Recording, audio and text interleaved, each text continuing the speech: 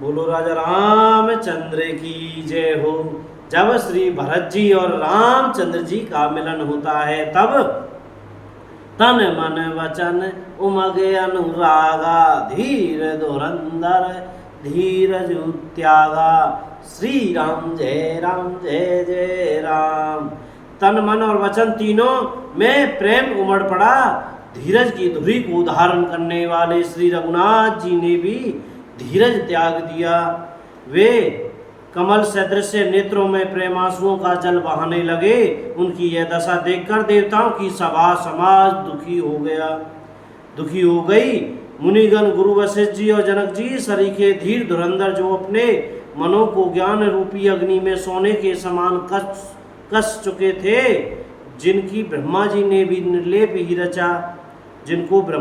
निर्लेप ही रचा और जो जगत रूपी जल में कमल के पत्ते की तरह ही जगत में रहते हुए भी जगत से अनासक्त पैदा हुए, वे भी श्री राम जी और भरत जी के उपमा रहित अपार प्रेम को देखकर वैराग्य और विवेक सहित तन मन वचन से उस प्रेम में मग्न हो गए। जहाँ जनक जी और गुरु वशिष्ठ जी की बुद्धि की गति कुंठित हो गई, उस दिव्य प्रेम को प्राकृत लौकिक कहने में बड़ा दोष है। श्री रामचंद्र जी और भरत जी के वियोग का वर्णन करते सुनकर लोग कवि को कठोर हृदय समझेंगे। वे संकोच रस अकथनीय है, अतएव कवि की सुंदर वाणी उस समय उसके प्रेम की सिमरन करके सचा गई। भरत जी को भेंट कर श्री रघुनाथ जी ने उनको समझाया, फिर हर्षित होकर शत्रुघ्न जी को हृदय से लगा लिया। सेवक और मंत्री भरत जी का रथ पाकर सब अपने अपने काम में जा लगे। यह सुनकर दोनों समाज में दारुण दुख छा गया। वे चलने की तैयारियां करने लगे, प्रभु के चरण कमलों की वंदना करके तथा श्री राम जी की आज्ञा का सिर पर रखकर भरत शत्रुघ्न दोनों भाई चले।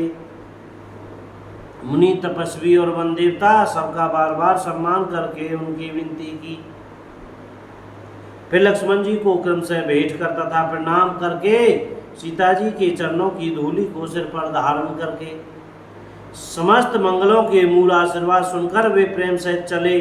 छोटे भाई लक्ष्मण जी समेत श्री राम जी ने राजा जनक जी को सिर नवाकर उनकी बहुत प्रकार से विनती और बड़ाई की और कहा, हे देव दयावश आपने बहुत दुख पाया, आप समाज सहित वन में आए, अब आशीर्वाद देकर नगर को पधारिए। यह सुन राजा जनक जी ने धीरज धरकर गमन किया। फिर श्री रामचंद्र जी ने मुनि ब्राह्मण और साधुओं को विष्णु और शिव के समान जानकर सम्मान करके उनको विदा किया। तब श्री राम लक्ष्मण दोनों भाई सास सुनैना जी के पास गए और उनके चरणों की वंदना करके आशीर्वाद पाकर लौट आए। फिर विश्वामित्र, वामदेव, जाबाली और शुभ आचरण वाले कुटुंबी, नगर निवासी और मंत्री सबको छोटे भाई लक्ष्मण जी सहित श्री रामचंद्र जी ने यथायोग्य विनय एवं प्रणाम करके विदा किया। कृपा निधान श्री रामचंद्र जी ने छोटे, मध्यम, मझले और बड़े सभी छोटी श्रेणी के स्त्री पुरुषों का सम्मान करके उनको लौटाया। बोलो राजा रामचंद्र की जय हो। अयोध्या धाम की जय हो। वृंदावन धाम की जय हो। चमेली वन धाम की जय हो। श्री हनुमान जी महाराज की जय। राजा रामचंद्र की जय हो। अपने अपने गुरु महाराज की जय। सब संतन की जय। जय श्री राधे श्याम।